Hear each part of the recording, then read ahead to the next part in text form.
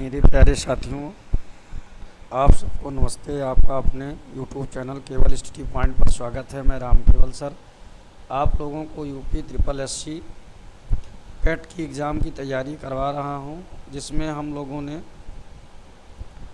पिछले वीडियो में इतिहास वाले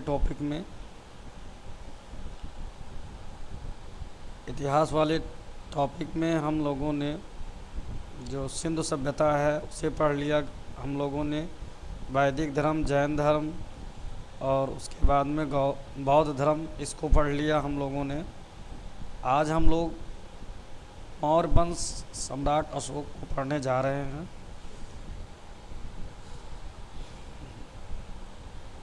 इसमें मौर्य राजवंश 323 से 184 ईस्वी पूर्व तक था। मौर्य राजवंश की स्थापना चंद्रगुप्त मौर्य ने की थी। ये क्वेश्चन एग्जाम में पूछा जा सकता है कि मौर्य राजवंश की मतलब जो स्थापना थी किसने की, तो वो चंद्रगुप्त मौर्य ने किया था। विशाख दत्त कृत मुद्रा राक्षस से चंद्रगुप्त मौर्य के विषय में विस्तृत सूचना प्राप्त होती है। मुद्रा राक्षस में चंद्रगुप्त को वृषल तथा कुलहीन भी कहा गया है। ढूंढी राज ने मुद्रा राक्षस पर टीका लिखी थी। विलियम जोन्स पहले विद्वान थे जिन्होंने सैंड्रोकोट्स की पहचान मौर्य शासक चंद्रगुप्त से की। एरियन तथा प्लूटार्क ने चंद्रगुप्त मौर्य को एंड्रोकोटस के रूप में वर्णित किया है।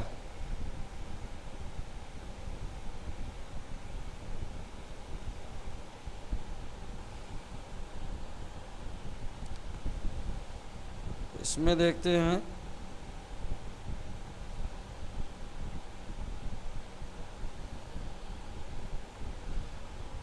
प्रमुख भारतीय शासक तथा उनकी उपाधियां। तो बिंदुसार शासक था भारतीय, इसकी उपाधि थी अमित्रघात।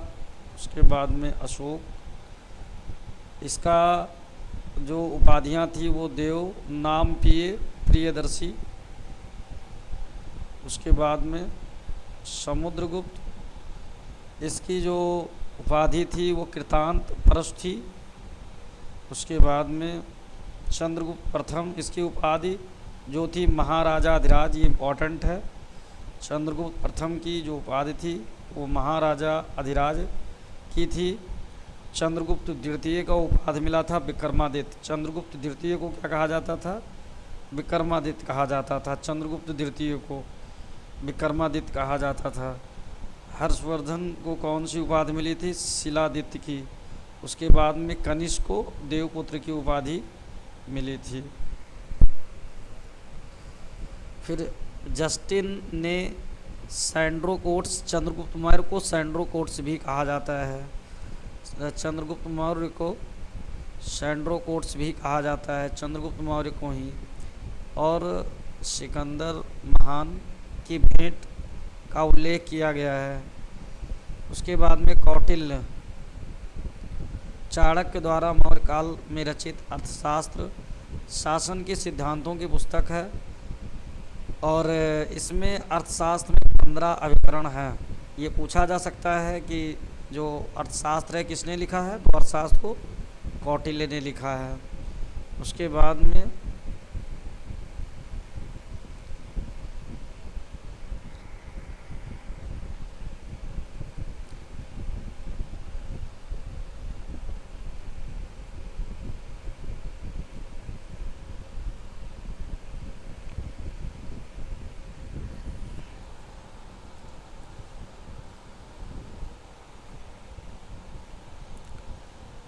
अर्थशास्त्र में राज्य के सप्तांग सिद्धांत राजा, अमात्य, जनपद, दुर्ग, कोष, दंड एवं मित्र की सर्वप्रथम व्याख्या मिलता है।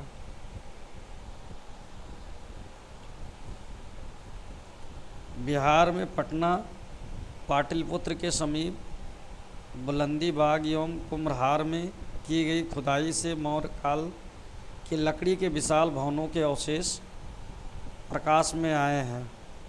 ठीक, आगे देखते हैं हम लोग। प्रमुख राजवंश, संस्थापक एवं राजधानियाँ। इसमें देखते हैं जो हरियंक वंश था, इसका संस्थापक बिंबिसार था और राजधानी राजगृह थी। उसके बाद में मौर्य वंश, इसका संस्थापक चंद्रगुप्त मौर्य और इसकी राजधानी पाटलिपुत्र थी। शुंग वंश, ये मौर्य वंश वाला, इसको थोड़ा क्लियर कर लेना। शुंग वंश, इसका संस्थापक पुष्यमित्र था और इसकी राजधानी भी पाटलिपुत्र थी। ठीक, उसके बाद में सातवाहन, ये राजवंश था और इसका संस्थापक शिमुख था और इसका राजधानी जो था प्रतिष्ठान था।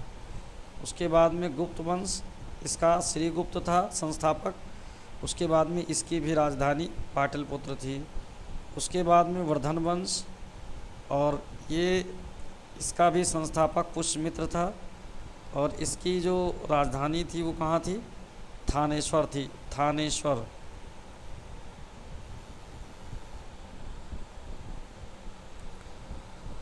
उसके बाद में वर्धन वंश था।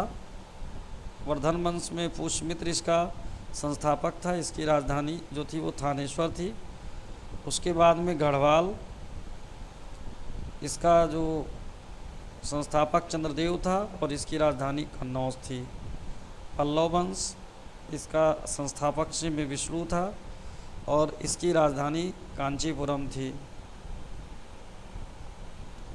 फिर राष्ट्रकूट आया, इसकी दंत दुर्ग संस्थापक था और मानखेट इसकी राजधानी थी।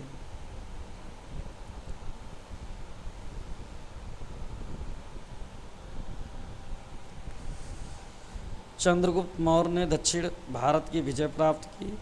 जैन एवं तमिल साक्ष्य भी चंद्रगुप्त मौर्य दक्षिण बीज पुष्टि करते हैं। चंद्रगुप्त मौर्य ने सिकंदर के साम्राज्य के पूर्वी भाग के सेल्यूकस की आक्रमणकाली सेना को 305 ईसा पूर्व में पराजित किया था। 269 ईसा पूर्व के लगभग अशोक का राज्याभिषेक हुआ।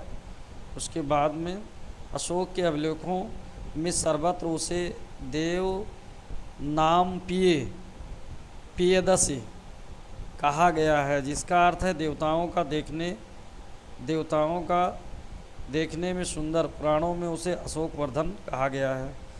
अशोक को क्या कहा गया है? अशोक वर्धन कहा गया है। कहाँ कहा गया है? पुराणों में।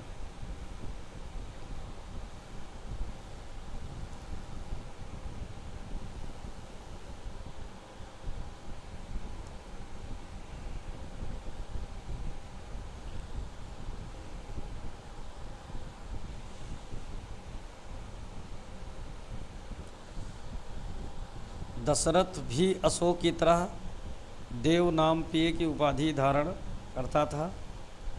अशोक के अभिलेखों में रज्जुक नामक अधिकारी का उल्लेख मिलता है। रज्जुकों की स्थिति आधुनिक जिला अधिकारी जैसी थी। जो रज्जुक होते थे, ये क्वेश्चन पूछ सकता है कि मौर्य साम्राज्य में या मौर्य शासन काल में रज्जुकों की क्या, रज्जुक कौन होते थे? तो जिला अधिकारी जैसे जो आज जिला अधिकारी हैं, इनके जैसे इनकी स्थितियां होती थी। राजस्व तथा न्याय दोनों क्षेत्रों में अधिकार इनको प्राप्त था। राजस्व तथा न्याय दोनों क्षेत्रों में इनको अधिकार प्राप्त था। मौर्य काल में व्यापारी काफिले कारवां को सार्थवाह की संज्ञा दी गई थी। सारनाथ स्तंभ का निर्माण अशोक ने करवाया। मोस्ट इम्पॉर्टेंट, ये एग्जाम में पूछ सकता है कि सारनाथ स्तंभ का निर्माण किसने करवाया? तो सारनाथ स्तंभ का निर्माण जो है वो अशोक ने करवाया।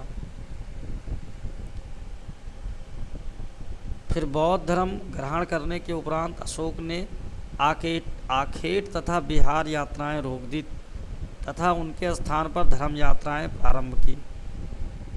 इसने अशोक ने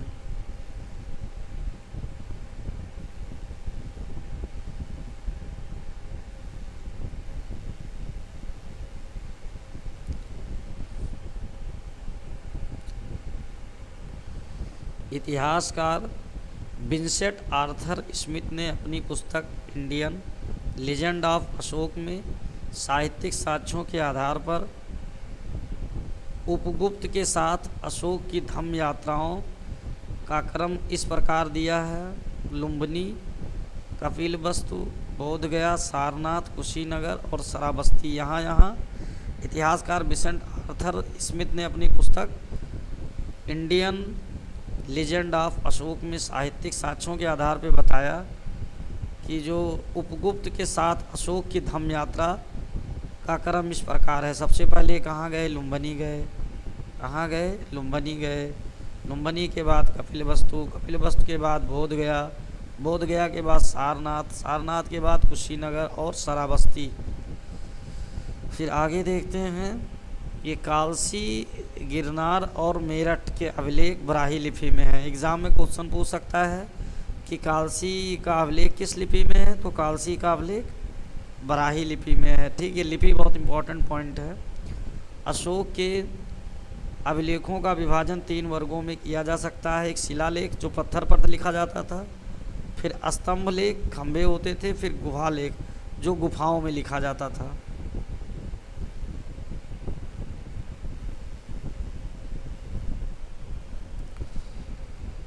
अशोक के शिलालेख कौन कौन से हैं इसको देखते हैं हम लोग। प्रथम शिलालेख जो है वो पशुबलि की निंदा थी। दूसरी शिलालेख जो है वो मनुष्य एवं पशु की चिकित्सा। तीसरी शिलालेख पर क्या है? अधिकारियों का 5वें वर्ष दौरा। 5वां शिलालेख कब है? धर्म महामात्रों की नियुक्ति। और जो 6ठा शिलालेख है, ठीक, वो आत्मनियंत्रण की शिक्षा देता है। जो 7वां 11वां शिलालेख है, पत्थर पर लिखते थे लोग, शिला में इस पत्थर, धम्म की व्याख्या की गई है। 13वां शिलालेख पे जो है कलिंग युद्ध का वर्णन किया गया है। पत्थरों की लेख होती थी। शिलालेख का मतलब शिलामीस पत्थर, शिलामीस पत्थर, और लेख माने होता है लिखना।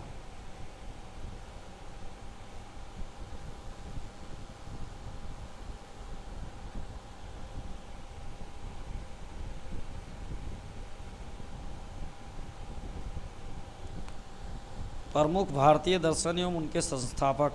शिलालेख 14 विभिन्न लेखों का एक समूह होता है जो 8 भिन्न भिन्न स्थानों से प्राप्त किए गए हैं। 14 विभिन्न लेखों का एक समूह, उसको शिलालेख बोलते हैं।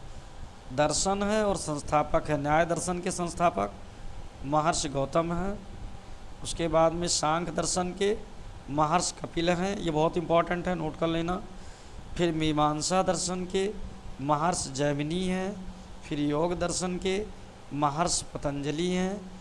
फिर वैशेषिक दर्शन के जो संस्थापक हैं वो महर्षि कणाद हैं। इसको रिपीट कर लेना आप लोग। न्याय दर्शन के गौतम, महर्षि गौतम, सांख्य के महर्षि कपिल, मीमांसा दर्शन महर्षि जैमिनी, योग दर्शन महर्षि पतंजलि, वैशेषिक दर्शन महर्षि कणाद।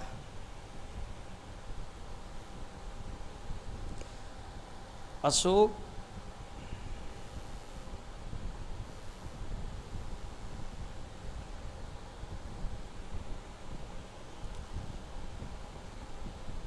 अशोक के अधिकांश अभिलेख प्राकृत भाषा में हैं। एग्जाम में पूछ सकता है कि अशोक के जो अभिलेख हैं किस भाषा में? प्राकृतिक भाषा में एवं ब्राह्मी लिपि में। भाषा प्राकृत है लेकिन लिपि ब्राह्मी है। लिखे गए हैं केवल 2 अभिलेखों, शाहबाजगढ़ी एवं मानसेहरा की लिपि ब्राह्मी ना होकर खरोष्ठी है। 2 ये एग्जाम में पूछ सकता है कि किस अभिलेख पर खरोष्ठी भाषा में लिखी गई है, तो शाहबाजगढ़ी एवं मानसेहरा की जो है उसमें लिखी गई है खरोष्ठी भाषा में।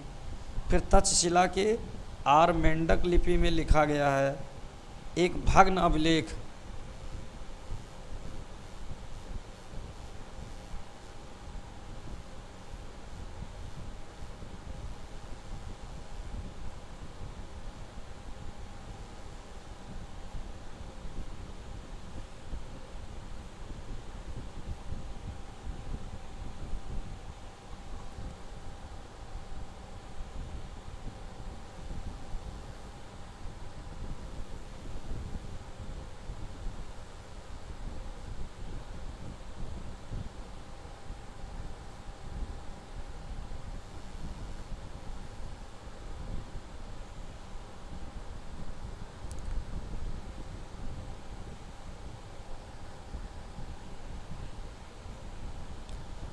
शरे पुना नामक स्थान से यूनानी तथा आरमेइक लिपियों में लिखा गया दीर्घभाषीय यूनानी एवं सीरिया भाषा अभिलेख तथा लंगमान नामक स्थान से आरमेइक लिपि में लिखा गया अशोक का अभिलेख प्राप्त हुआ है। जेम्स प्रिंसेप को अशोक के अभिलेखों को पढ़ने का श्रेय हासिल है। ये इम्पोर्टेंट क्वेश्चन है। जेम्स प्रिंसेप जिन्होंने अशोक के अभिलेखों को पढ़ने का श्रेय हासिल किया है। फिर प्राचीन भारत में खरोष्ठी लिपि दाएं से बाएं लिखी जाती थी। अशोक ने अपने राज्याभिषेक के 20वें वर्ष लुम्बिनी की यात्रा की।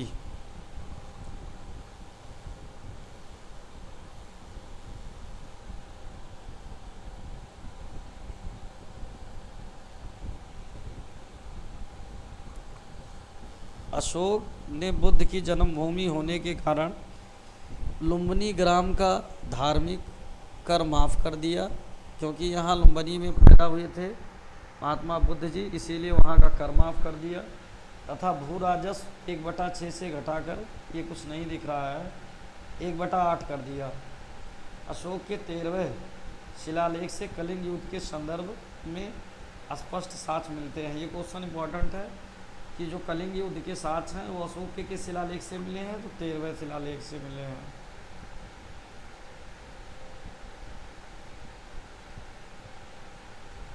अशोक के दीर्घ शिलालेख 12वें में सभी संप्रदायों की सार की वृद्धि होने की कामना की गई है तथा धार्मिक सहिष्णुता हेतु उपाय बताए गए हैं।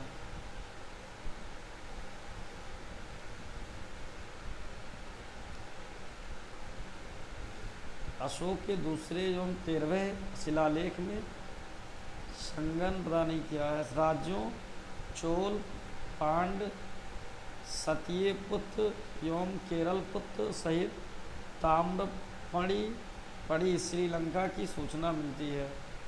मौर्य शासक अशोक के 13वें शिलालेख से ज्ञात होता है कि अशोक के 5 यवन राजाओं के साथ मैत्रीपूर्ण संबंध थे, जिनमें एंटियोकस सेकेंड, थियोस सीरिया का शासक, तुर्मय या तुर्माय तालेमी सेकेंड, फिलाडेल्फस मिस्र का राजा, अंतकिनी एंटीगोनस गोनातास मेसिडोनिया या मकदूनिया का राजा, मग जिसको हम लोग साइरीन कहते हैं का शासक, अलिक सुंदर, अलेक्जेंडर एपाइरस या एपीरस का राजा।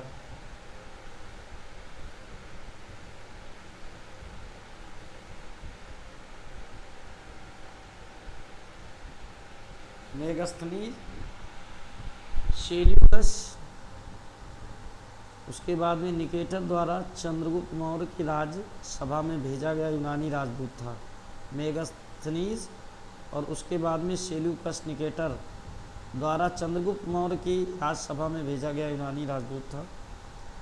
मेगस्थनीज ने तत्कालीन भारतीय समाज को 7 श्रेणियों में विभाजित किया था, जो इस प्रकार हैं: दार्शनिक, कृषक, तीसरा पशुपालक, कारीगर, योद्धा, निरीक्षक, मंत्री।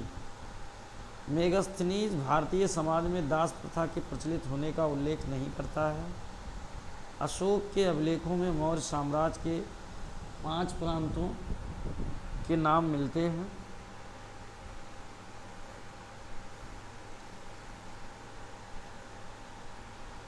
पहला प्रांत उत्तरापथ, इसकी राजधानी तक्षशिला।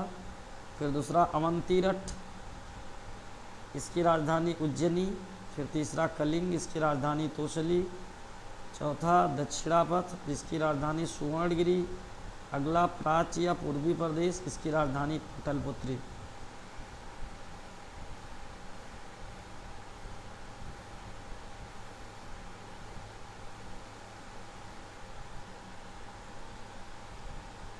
भाग एवं बलि प्राचीन भारत में राजस्व के स्रोत थे। मौर्य मंत्रिपरिषद में राजस्व एकत्र करने का कार्य समाहर्ता के द्वारा किया जाता था। अंतपाल सीमा रक्षक या सीमावर्ती दुर्गों की देखभाल करता था, जबकि प्रदेशता विषयों या कमिश्नरियों का प्रशासक था। मौर्य युगीन अधिकारी पौतवाध्यक्ष तौलमान का प्रभारी था।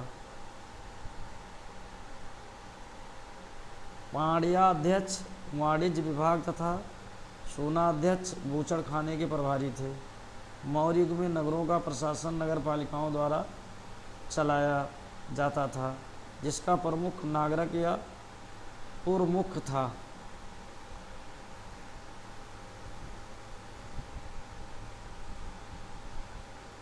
वीडियो बहुत लंबा हो जाएगा, एंड करते हैं।